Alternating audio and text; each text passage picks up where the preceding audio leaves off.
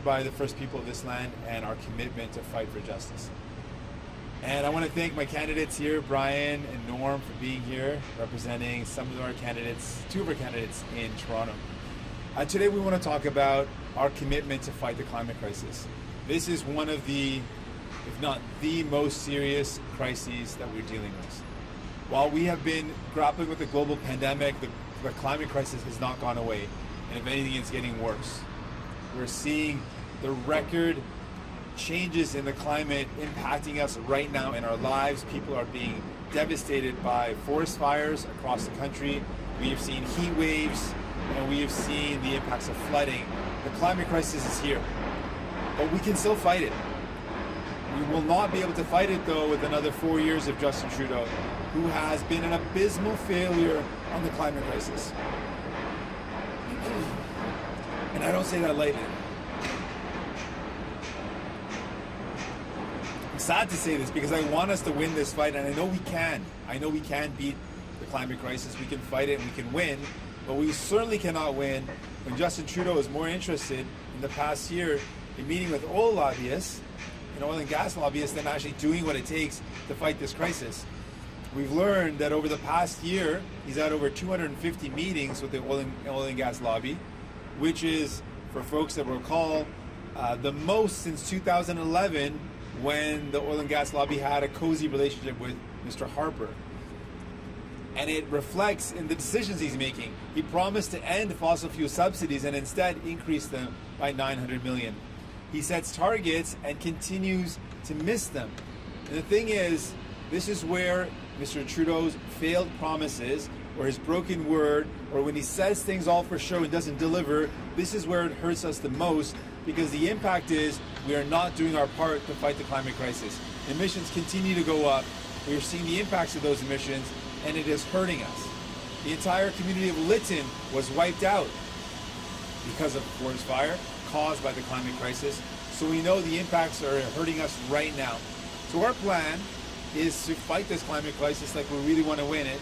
And one of those plans is to double the fund that's used to invest in public transit in municipalities across our country.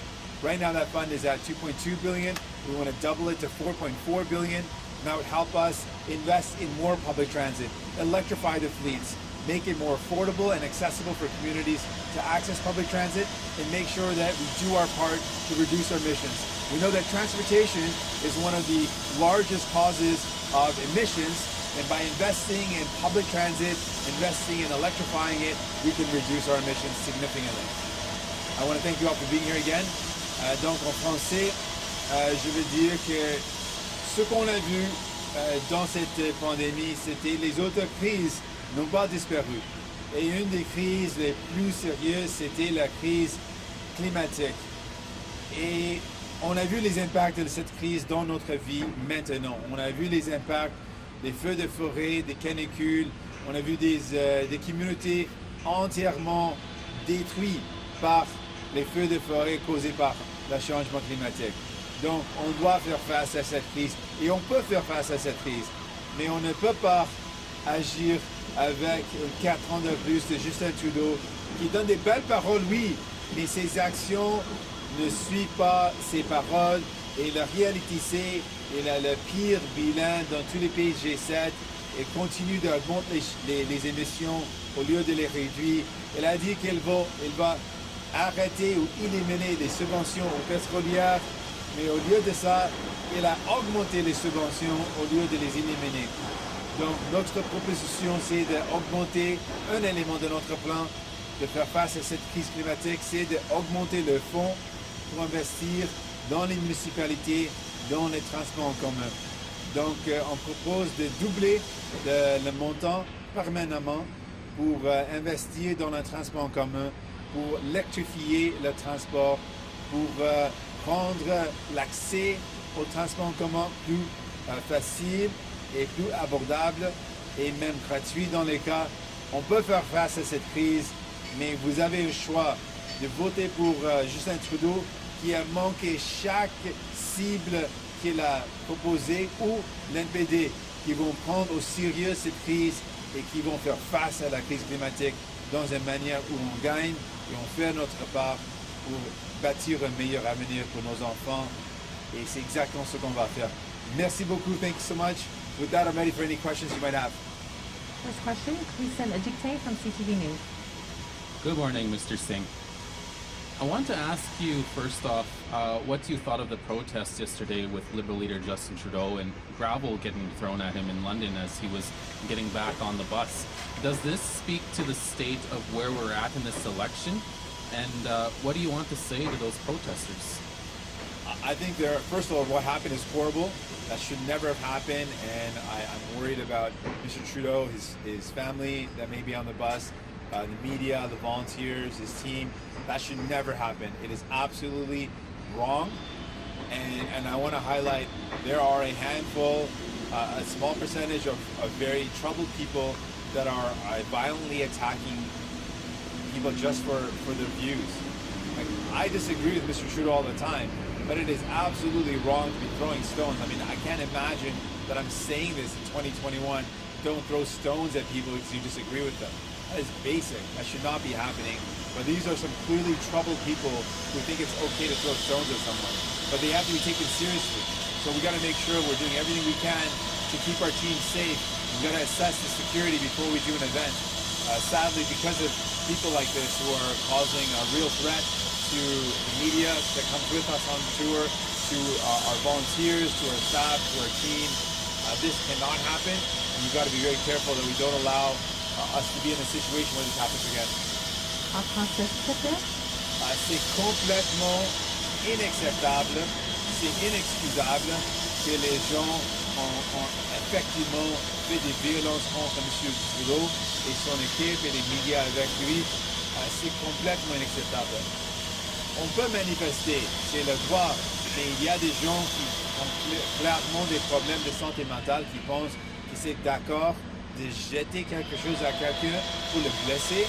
C'est complètement inacceptable et j'encourage toutes les équipes de faire une analyse sécuritaire pour savoir si on peut avoir des événements dans une manière sécuritaire pour protéger pas seulement notre équipe, nos bénévoles, mais aussi les médias qui sont avec nous, parce que la violence dans ce cas était aussi dirigée vers les médias aussi, et j'ai des grandes inquiétudes par rapport à ça. Donc on doit avoir la capacité de faire la campagne, mais on doit la faire dans une manière sécuritaire, et c'est complètement inacceptable ce qui se passe avec ces manifestants. And my follow-up, Mr. Singh, no disrespect, but today's announcement seems a little light in terms of what you want to do to reduce emissions in Canada. I know you have other plans. There must be a little bit more that you want to add on with regards to reducing emissions in Canada. Well, really, we want to put the choice to Canadians, and this is one of the most serious crises. And when we're seeing this serious crisis, we've got to take some concrete steps. We propose one of those today, investing in public transit we know is important. But I really want to put out this call to Canadians. We have seen Mr. Trudeau make a lot of big promises and not back them up. But one of those promises that has hurt us the most has been his promises around the environment. He came in sounding really different in 2015, and it seemed like a breath of fresh air. But he has the worst track record of every country in the G7 when it comes to emissions. He sets targets and misses them. He says he's going to end fossil fuel subsidies, and instead of ending them, he increases them. He puts in a price on pollution, but exempts the biggest polluters. He has failed abysmally when it comes to fighting the environmental crisis that we're up against. And it is sad, and I think about what that means to young people that are standing with me today that are so desperate. In some cases, they're worried about what's the point of even investing in our future when we don't know what that future is going to look like. I've met kids who are saying, I don't even want to go to school. I don't want to pursue a post-secondary education because what's the point? What's going to happen to the planet? I don't want to pursue the thought of even having a family because I don't know what's up in the future my kid's going to grow up into. And I think about that for my own kid. I can't imagine that Mr. Trudeau gets up and says he's going to do something about the climate and then continues to increase emissions. And he meets with the oil and gas lobby so many times that it's as much as when it was at its highest with Mr. Harper. So it's clear if you want to choose to fight this climate crisis in this election, you can't choose another 4 years of Mr. Trudeau, who simply doesn't make this a priority and does the opposite of what he says.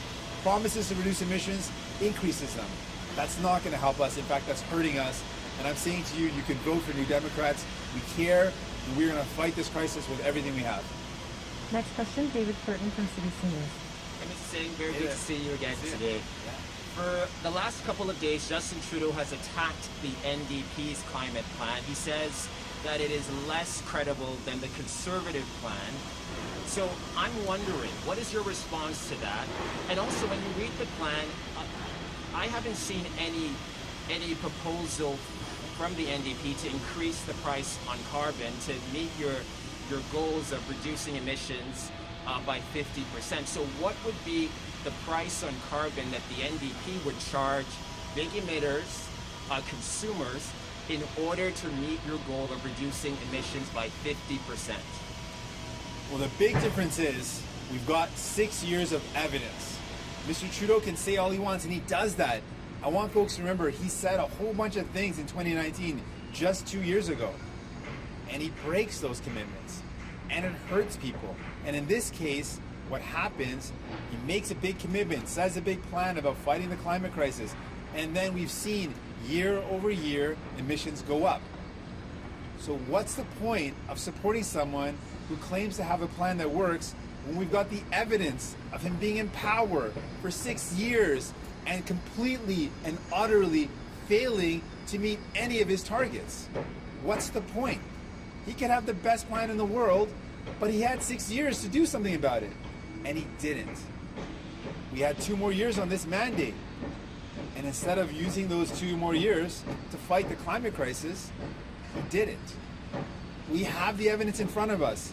Mr. Trudeau cannot be believed on fighting the climate crisis. One of the biggest things that we're going to do is while Mr. Trudeau exempted the biggest polluters on his plan to fight the climate crisis, we're not going to exempt them. We're going to make sure that they pay their fair share. We're not going to allow the biggest polluters, the biggest emitters to be exempted. We're going to make sure that they're contributing fairly so that we can tackle this climate crisis. We know we can do it. I have so much hope for the future, but only if we make different choices. And the only way to do that is to vote differently. We can't vote the same way and expect the same results. You have to vote differently, and I encourage everyone to get out and vote. This Friday is advance polls, so get out, find a plan, and get out and vote. En français, s'il te plaît. On a la preuve devant nous. Justin Trudeau peut montrer aucune plan comme il veut maintenant. Mais on a vu dans le passé, il fait la même chose. Il donne des grandes paroles, des belles paroles. Il donne des bons plans. Mais on a 6 ans de preuves quand il était Premier ministre. Qu'est-ce qu'il a fait? Il a manqué chaque cible. Au lieu de réduire les émissions, il les a augmentées. Donc, comment on peut croire dans ses propos maintenant quand on a vu déjà ce qu'il fait comme Premier ministre? Il a manqué chaque cible. Au lieu d'arrêter ou éliminer les subventions aux pétrolières, il les a augmentées à 900 millions de dollars. Il a mis un prix sur la pollution, mais il a exempté les plus grands pollueurs. Donc à chaque fois, il a dit quelque chose pour faire face à la crise climatique. Effectivement, il a fait l'opposé. Et ça a blessé les gens parce que la crise climatique continue, les émissions augmentent et ça a un impact négatif sur notre planète, sur notre environnement. Et on ne peut pas aborder un 4 ans de plus de Justin Trudeau. Donc, si on veut avoir les résultats différents, on doit faire des choix différents, on doit faire des décisions différentes, on doit voter différents. Donc, je vous encourage de voter différent dans cette élection, voter pour l'NPD. On veut faire face à cette crise climatique avec tous nos efforts, avec tout mon cœur, et on peut le faire et on va le faire. Just if I can follow up, so the Liberal plan is $50 per ton in 2022, rising to $170 per ton by 2030. What is going to be the NDP's price on carbon to reach your targets? I really want to be clear on this. Whatever Mr. Trudeau says, he can put any plan out there. What is the point of believing in him when he doesn't believe in his own plans? Because if he did, he would spend 2 more years fighting for them. If he actually believed in fighting the climate crisis, why did he call an election instead? We could have continued for 2 more years. It's really important for people to acknowledge how can we take a really serious, honest look at his plan when just 2 years ago he made it really clear that pharmacare was one of his #1 priorities. It was a major priority. He included it in throne speech. He said it was important, but then he completely abandoned it, and in his fully costed plan, there's not a single dollar, a single cent on fighting the climate crisis, or fighting for bringing in pharmacare. So it's clear we can't believe Mr. Trudeau on the climate crisis. You can believe us. We care deeply. We'll do whatever it takes. We're not afraid of the big polluters. We're not going to cave into the big oil and gas industry as Mr. Trudeau has. It really comes down to our commitment and our conviction. We are committed and have the conviction to fight this climate crisis because we care deeply and we are committed to doing it. What's your price, Mr. Singh? Prochaine question, Sébastien Desrosiers de Radio-Canada. Bonjour, Monsieur Singh. Des maires de 5 grandes villes au Québec tiennent un point de presse ce matin, Montréal, Québec, Laval, Longueuil et Gatineau, pour demander aux chefs des partis fédéraux de s'engager à réduire le trafic d'armes illégales au Québec. En fait, ils demandent deux choses: de réduire le nombre d'armes qui traversent les frontières, qui est évidemment du ressort du gouvernement fédéral, puis ils demandent également que la responsabilité du contrôle de ces armes-là ne revienne pas aux municipalités. Quel est votre plan? Vous dites vouloir bannir les armes d'assaut, réduire le nombre d'armes illégales en circulation. Quel est votre plan et voulez-vous rendre un programme de rachat obligatoire, par exemple? Qu'est-ce que vous répondez à ces maires-là? Merci beaucoup pour la question. Premièrement, je comprends pourquoi les municipalités ont se rassemblé pour mettre en œuvre ou pour proposer cette demande, pour montrer ces demandes, parce que on a un grand problème de violence causée par les armes à feu et ça frappe fort dans les grandes municipalités, les grands centres urbains. On a vu ça ici à Toronto, au Québec. On a vu des actes de violence récemment, donc je comprends pourquoi c'est vraiment une grave inquiétude. Donc notre plan, oui, on est pour un rachat obligatoire des armes d'assaut parce qu'on veut protéger la population et ça veut dire qu'on veut mettre en œuvre un programme qui fonctionne pour les interdire, pas un programme volontaire, mais un programme obligatoire. Deuxièmement, M. Trudeau a promis de faire ça. Il a promis de mettre en œuvre un programme de rachat obligatoire, une interdiction, mais il ne l'a pas fait. Donc oui, on veut le faire. On veut aussi investir plus de ressources dans nos services qui travaillent sur les frontières pour arrêter le transport illégal de ces armes, parce qu'on sait que le grand montant de ces armes traverse les frontières, donc plus de ressources, plus de travailleurs et travailleuses peuvent nous aider dans sa lutte. Ce matin, on apprend que sur Radio-Canada que des écoles du sud-ouest de l'Ontario se sont débarrassées de milliers de livres qui, selon ce conseil scolaire, nuisent à la réconciliation, entretiennent des stéréotypes sur les Autochtones, des livres comme des bandes dessinées d'Astérix, par exemple, qui ont été brûlées dans certains cas. Est-ce que vous êtes favorable avec cette façon de faire? J'ai réfléchi sur cette question un peu parce que je la lis en avant. J'ai pensé de qu'est-ce qu'on a été appris dans l'école des communautés autochtones. C'était quoi les leçons qu'on a apprises et c'était quoi notre approche, nos idées sur la communauté autochtone quand on était jeunes. Et je pense que j'ai vu des images négatives, des caricatures, une présentation qui ne respecte la dignité des communautés autochtones. Donc, je pense qu'on doit vraiment changer notre approche dans l'enceinte de nos enfants.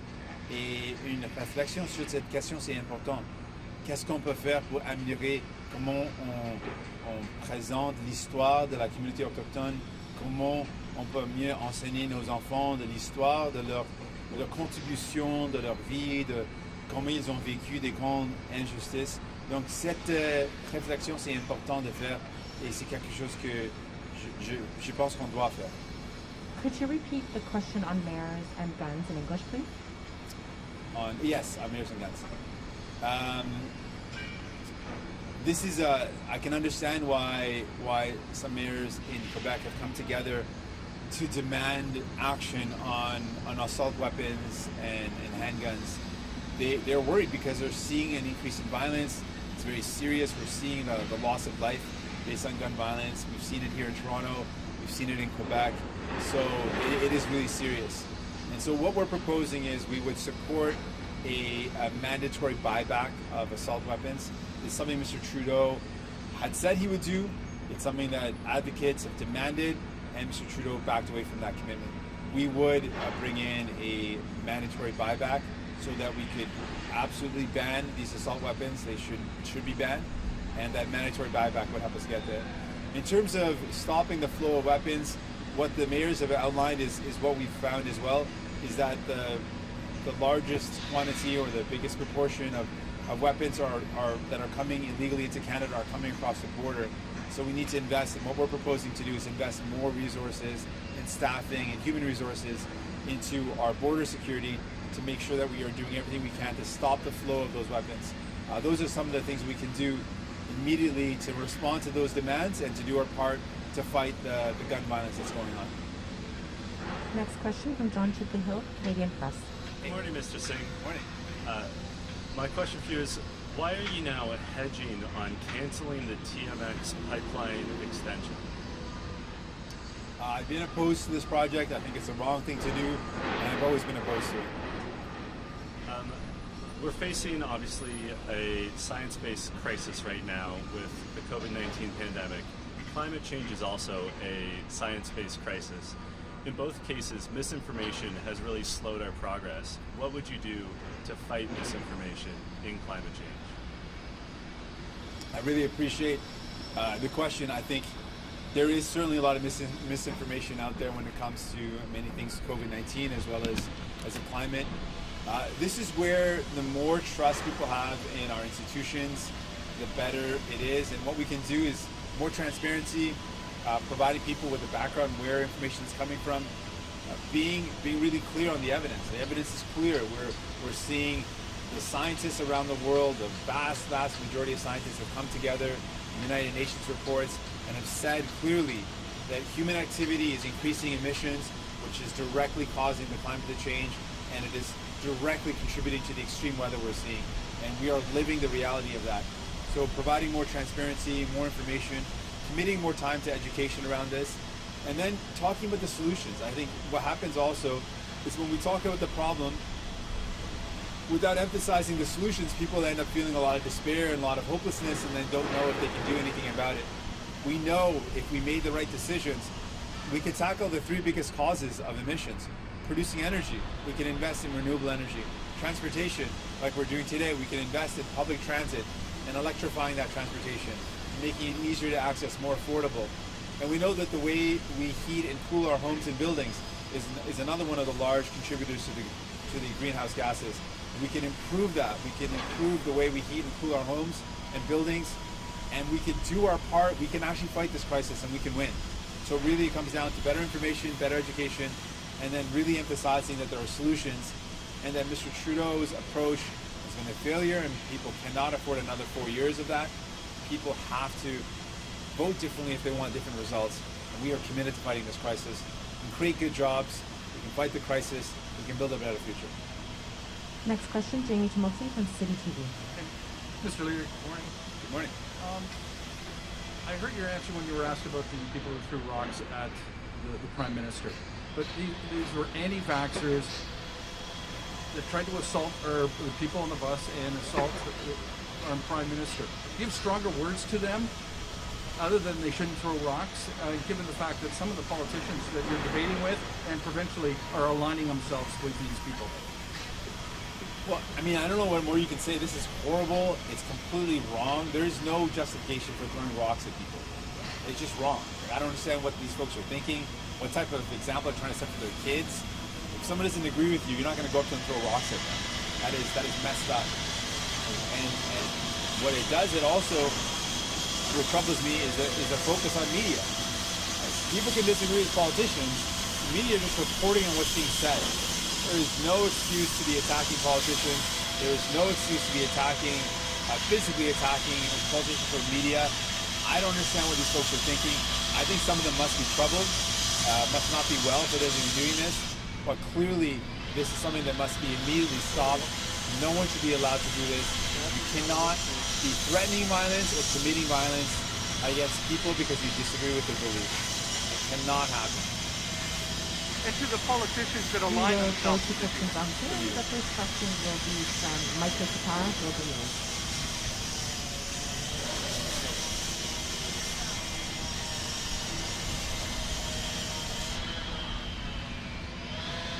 Michael, you still on mute?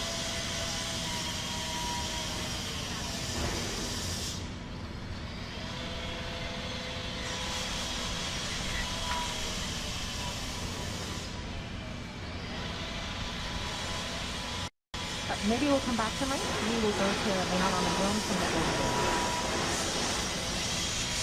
Good morning, Mr. Singh. You've been asked a couple of times now about the increasingly intense. Can you hear me okay? Is that loud enough? I think it's on our end. Thank you for noticing that. Oh, okay. I'm asking you to bump you up a bit more. But yeah, go on. Okay, I'll start and you can let me know if you need me to repeat anything. But you've been asked a couple of times now about the increasingly intense protests that we've seen on the campaign trail, and you said we need to ensure this doesn't happen again. How do we do that though? Should parties be looking at increasing security at campaign events? I appreciate the question. Thank you so much. You keep turning back down now. I'm getting a lot of feedback from myself. So yeah, first of all, it's wrong, and it shouldn't be that the media or that the political leaders have to worry about this so much and have to change their plans because of this. But the reality is maybe we do need to be more careful about where we are holding events, do a stronger security analysis, and be careful because I'm not worried about myself ever in these type of circumstances, but I am worried about my team, I'm worried about the people around me, I'm worried about volunteers, I'm worried about the media, and no one should be under the threat of violence or be attacked. And so I think we need to be a bit more careful about where events are being held and acknowledging that there's some troubled folks out there that are resorting to violence, and that means that we've got to be more careful. And so I'm going to make sure that my team does a really strong analysis of the places where we hold our events to make sure that we don't allow for even the potential of this to happen. I don't blame any of the political parties for it, but I think that we do need to be more vigilant now, seeing that as this is happening more often, we've got to be more careful to protect the people around us, the team around us, so that no one is injured. So we got to be careful.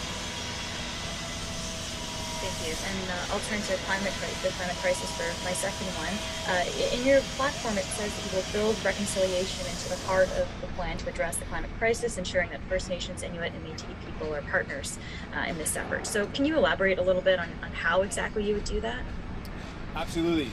One of the plans that we would put forward, one of our things that we would do right away is to put in place a fund, a $500 million fund for Indigenous-led conservation. Indigenous communities have the know-how, have lots of experience and a deep tradition and teachings around conservation and stewardship, and have been stripped of resources to do that, have lacked the funding to do that. So that's one way where we could support as partners Indigenous-led conservation, working as allies, working with a nation-to-nation relationship, supporting Indigenous people, lifting Indigenous people up, and providing them with the capacity. They already have the ability, but providing them with the resources to do that Indigenous-led conservation. Next question, we'll try Mike Katara again from Global News. Mr. Singh, can you hear me now? Yeah, I can hear you. So I wanted to ask you, because you've been asked a number of times now about putting a price on pollution, but you're really just not saying how you do it. So why should Canadians believe you when you aren't answering a clear question about the price you will put on carbon? Well, we want to make it really clear. One of our biggest critiques of Mr. Trudeau is the fact that he exempted the biggest polluters. And so what we would do is not allow for that exemption to continue. We would make sure that big polluters are paying their fair share. Why is it that the burden was put on everyday Canadians, but the biggest polluters were ignored? That is a big part of our plan. In terms of the price on pollution, we will continue to monitor what is the appropriate level to set We'll work with experts in terms of setting the best prices. But we've seen that the approach of Mr. Trudeau has failed. His approach has utterly and abysmally failed. We're telling people, first off, we've seen that he has been too cozy, too close to the biggest polluters. There's a reason why he's exempted them. There's a reason why instead of ending the fossil fuel subsidies that he promised to end, he's increased them by $900 million a year. Over the past 1 year, we have seen that he has met with the oil and gas lobby over 250 times. This is a level that we've not seen since 2011, back when Mr. Harper was president, the prime minister, and folks complained about him having a close relationship with the presidents and executives of large corporations in the oil and gas sector. So we're saying really clearly, we're not going to cozy up with the oil and gas sector. We're going to take them on. We're going to take on the big polluters. We're going to make sure that they're paying their fair share. And that's a big difference. We've got 6 years of evidence in front of us. How can we believe a prime minister who has had 6 years to take on this crisis, and instead of taking it on, has only made it worse? We're saying you're not going to get different results if you vote the same way. For New Democrats, we care about this. We know this is something we can solve. We also know we can create good jobs. There's an incredible opportunity here to invest in the jobs of the future by taking on this crisis like we really want to fight it. We are committed to that. We will follow the science. We will listen to experts. But we're not going to cave into the demands of large corporations or work close to them, as Mr. Trudeau has done again and again. And just as a follow-up, it wasn't that long ago that the former clerk of the Privy Council, Michael Wernick, warned Canadians that he's worried about the level of political discourse and where it may lead. Now we're at a place where politicians are receiving abuse like we've never seen before. You have been on the receiving end of some serious racism and abuse in your political career. I wanted to know, at what point do you think we are getting to a very dangerous place, and how much of a line was crossed yesterday in terms of our political discourse? I appreciate the question. Yesterday a line was crossed. A clear line. Do not commit violence against somebody. That was crossed, and that's wrong. That is horrible, and that is absolutely wrong. Throwing rocks, I mean, this is clearly someone intending to seriously hurt somebody. You know, this is not a gag where someone throws confetti or something that's not going to in any way injure somebody. This is clearly violence. The goal is, when you throw a rock at someone, your goal is to hurt them, to injure them, to maim them even. That is clearly a line that has been crossed. But I want to be clear about this. The supporters here look like those are PPC folks. They are a small percentage of the population. We're able to have events in major cities. We've been going to major communities. Canadians do not act like that. Those are a small percentage of Canadians. It is a small group of people that are very troubled, that are doing very bad things, and that should be stopped. Absolutely, and there's no excuse. They're not acceptable. These are wrong. Those actions are wrong. But I just want to encourage Canadians. Sometimes, you know, we see these things and we start to lose hope. That is not most Canadians. That is not most events. That is not most people. We're not seeing that happen in major communities where that type of violence is something that people are resorting to. But given that is happening, albeit a smaller group of people, but they are causing a real threat, I think it does mean we need to be careful about where we hold our events and be a bit more careful about the security analysis we put in place to make sure people are safe. Prochaine question, Boris Proulx du Devoir. Bonjour, M. Singh. Bonjour. Concernant les subventions à l'industrie pétrolière, pour répéter sans cesse l'histoire du 900 millions de dollars de plus qui a été donné par les libéraux que sur Harper, ce qui est mon histoire.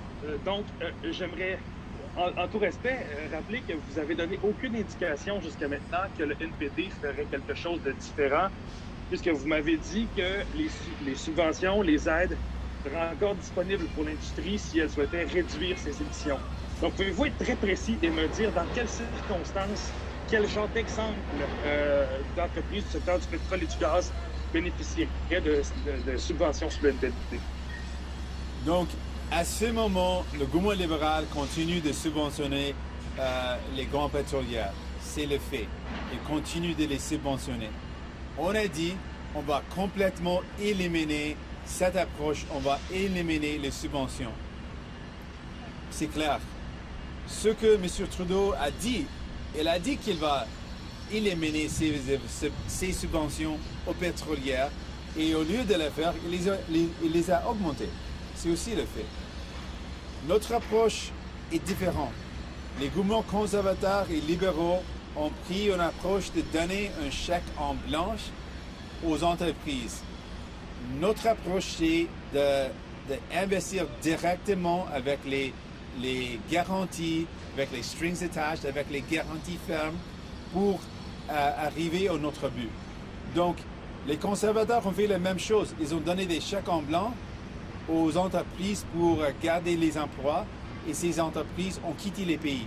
M. Trudeau donne des chèques en blanc aux industries pour dire « Oh, vous devez les utiliser pour telle raison ». Et ce n'est pas ce qui se passe. La grande différence pour nous, on va arrêter tout de suite et on va éliminer ces chèques en blanc aux industries, particuliers aux grandes pétrolières. Et au lieu de ça, ce qu'on va faire, si quelqu'un a il y a un plan spécifique pour réduire les émissions, si c'est un secteur d'énergie renouvelable, si c'est une approche de réduire les émissions spécifique avec des garanties fermes, on est prêt et ouvert à travailler ensemble avec ces propos, mais on va arrêter ces chèques en blanc que M. Trudeau et M. Harper en avant ont fait. On va les arrêter tout de suite, immédiatement, comme M. Trudeau, effectivement, il a promis de faire, mais il a brisé sa promesse. Donc, je résume, vous allez continuer de subventionner l'industrie du pétrole et du gaz qui correspond à vos attentes en matière de réduction des émissions. C'est ce que vous me dites, là. Non, sous certaines conditions, vous allez continuer. Pas du tout. L'approche des subventionnés, on va arrêter tout de suite. S'il y a un programme, un projet spécifique, on est prêt de travailler ensemble, mais l'approche du gouvernement libéral, c'était la même approche du gouvernement à Harper. On va arrêter tout de suite cette chèque en blanc approche. C'est donner l'argent sans avoir des garanties, sans avoir des conditions, sans avoir un besoin d'avoir un but spécifique. On va les arrêter tout de suite. Prochaine question, Ray Filion de TVA. Et bonjour, M. Singh. J'aimerais revenir à deux sujets. D'abord, les armes à feu. Vous avez dit que vous promettez le rachat obligatoire, des mesures à la frontière aussi, mais les maires, ce matin, demandent aussi que les armes de poing soient bannies à la grandeur du Canada. Est-ce que c'est quelque chose que vous feriez?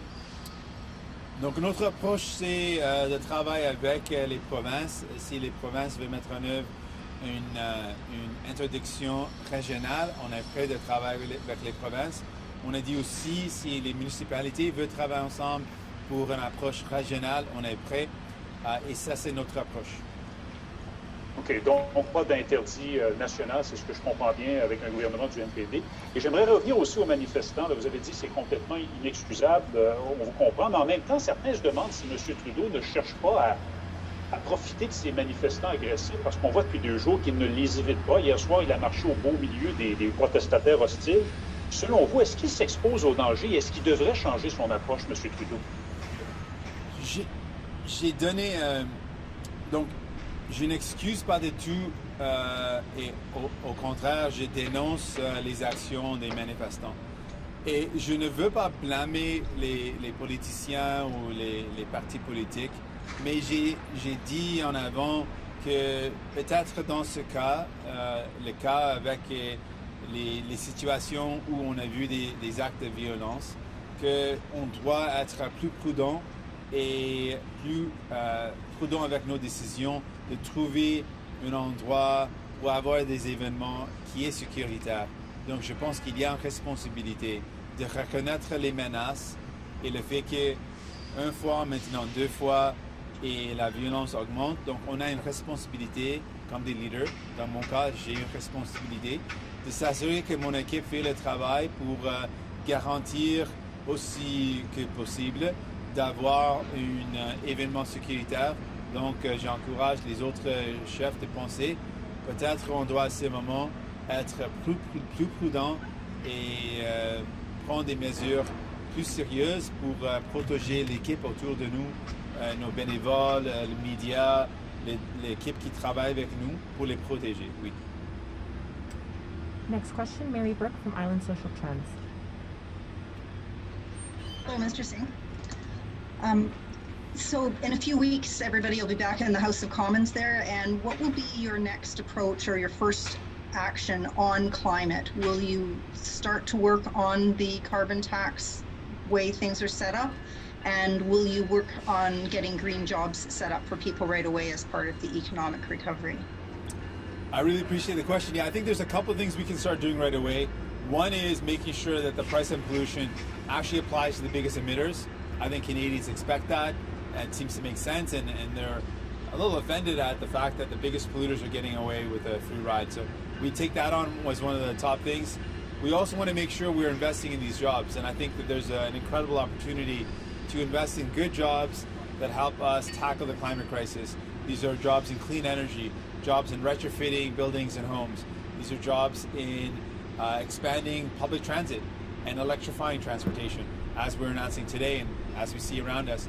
We can invest in these solutions, and we can deal with the climate crisis, and we can create good opportunities for economic development in the recovery. So I look at this as an opportunity. As much as I'm worried about it, and I think about the kid Gurkit and I are going to have, and our child, and think about the future, we also think about the hope that we have, that if we make good choices now, if we make the right choices coming out of this pandemic, we can invest in a brighter future, and that's what I want to do. And we've got the two debates coming up, one in French tomorrow night and then in English on Thursday night. Do you have some tips for people watching these debates? What should they be looking for, especially if they don't normally watch these sort of political events? And, basically to help them decide their vote.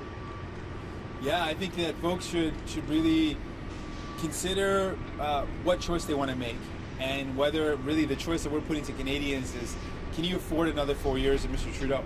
I think the choice is between voting New Democrat or voting for Mr. Trudeau. And you've seen that in the past 6 years, on everything that matters, the things that really matter to you and your family, the cost of housing, the climate crisis, affordability, on these measures, the things that really matter to people, on healthcare, on these things that really matter, in the past 6 years, what has Mr. Trudeau done? He's chosen, by his actions, not to make those a priority. In fact, they've gotten worse. The housing crisis has only gotten worse with the 6 years he's been in power. Housing costs have gone up. When it comes to the climate crisis, emissions have gone up. When it comes to healthcare, there has been less funding overall in terms of permanent funding for healthcare. He has maintained the same cuts that he criticized that Harper brought in. So one of the things that matter to people in this pandemic and coming out of it, housing, healthcare, the environment, he has done a bad job, and it has hurt people. People have paid the price. And moving forward, it's just going to continue. He's going to continue to say he'll fight the climate crisis, increase emissions. He's going to continue to say that healthcare matters, but continue the same cuts that Harper brought in. And he's going to talk about the housing crisis, but he had 6 years to do something about it. It's only going to get worse. But it doesn't have to be this way. And this is what I want to put to Canadians. I don't want you to get caught up in all the despair and how bad things are. I want you to also believe and hope that we can make things better. And I'm confident there are countries in this world that are solving the housing crisis, that are doing incredible things on fighting the climate crisis and investing in a brighter future. We can do it. We can do it, and it just means we've got to vote differently. And it means you also have to vote. You're not going to get different if you sit back at home and don't vote. So definitely check out the debates, but definitely vote. And early voting starts this Friday. So make a plan, vote, and if you want something different, you got to vote differently. Ideally for me, but vote differently. This concludes our press conference. Thank you, merci. This concludes our press conference. Thank you, merci. Oh. You must have said that the first time. I didn't. You're in the zone. I said you were in the zone. Oh, I was in the zone. I was in the zone. I'm still in the zone. You're still in the zone.